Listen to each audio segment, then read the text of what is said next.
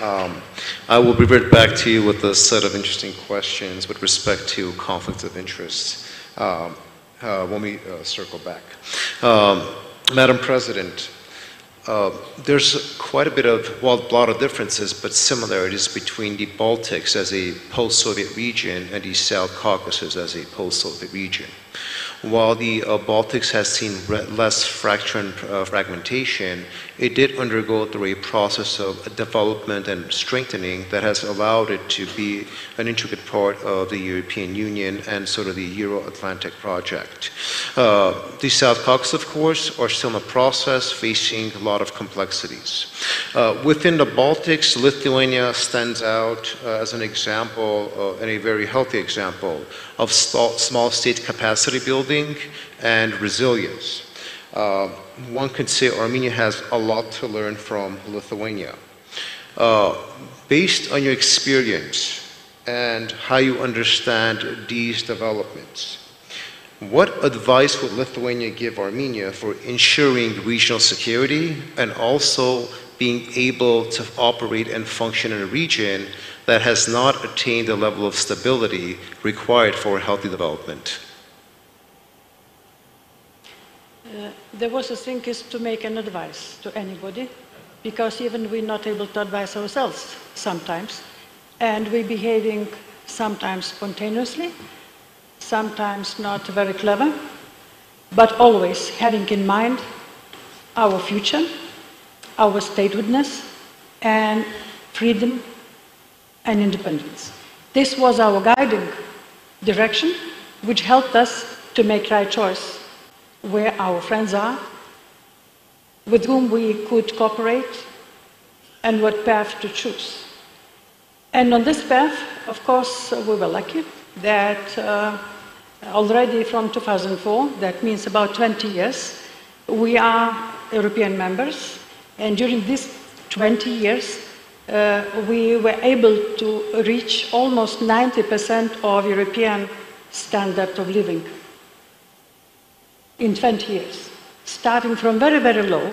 And we are very similar to your country, not much energy resources, almost nothing, 3 million people, no minerals practically, only people, again, our education, our resilience, our willingness to fight for ourselves and to invest into our country. So that was the 20 years path. We started from cooperating with Baltic states. We had Baltic State Council.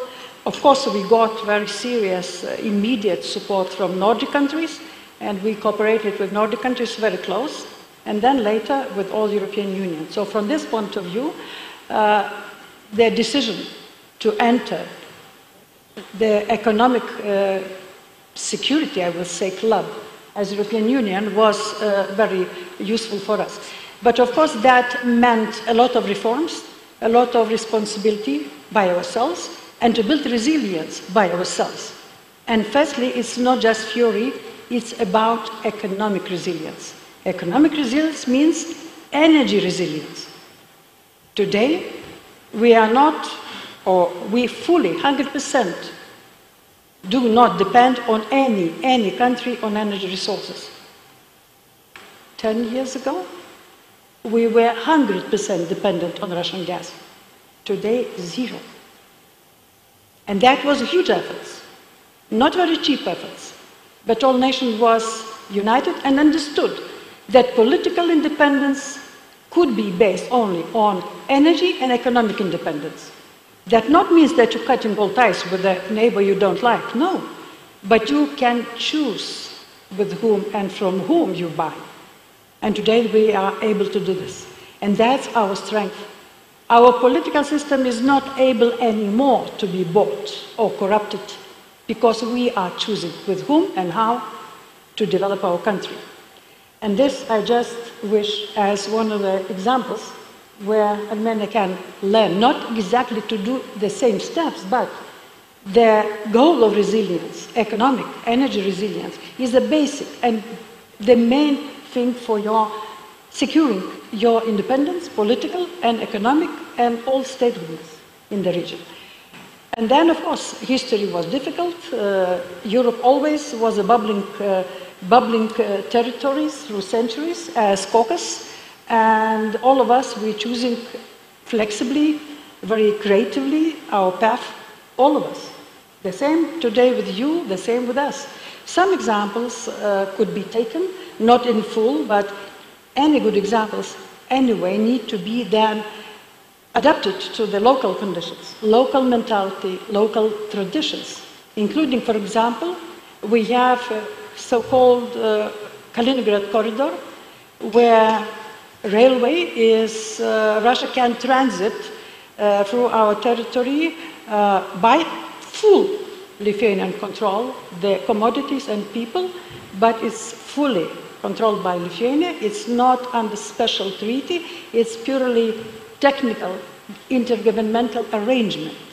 We didn't put it on the high level, we didn't want it to do this. It is technical arrangement, works very well, nobody has any complaints anymore. But in the very beginning, it was political problem, it was pressure, it was hand struggling between ourselves. But under international law, we had good professional lawyers, we managed to have good arrangement. But as I said, it's elements which need to be used in a very creative form, adapting to your needs, adapting to today's situation and to your environment. So a lot of examples could be taken because smaller nations, they are more flexible and they could be more resilient because of that and more creative because of that. For larger countries, inertia of large country sometimes not allowed to make reforms very speedy. We were able to do this.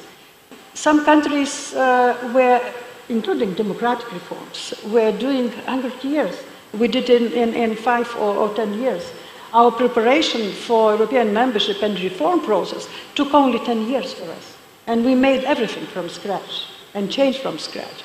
So I want to give a little bit optimism that no matter how difficult today looks like, no matter how militarily insecure today in some regions we are feeling ourselves, but historically, smaller countries can be more creative, more flexible, having larger survival skills. And during this century, we survived to exist. We grown to the stage where we are heard and visible, and we can do it in future even more.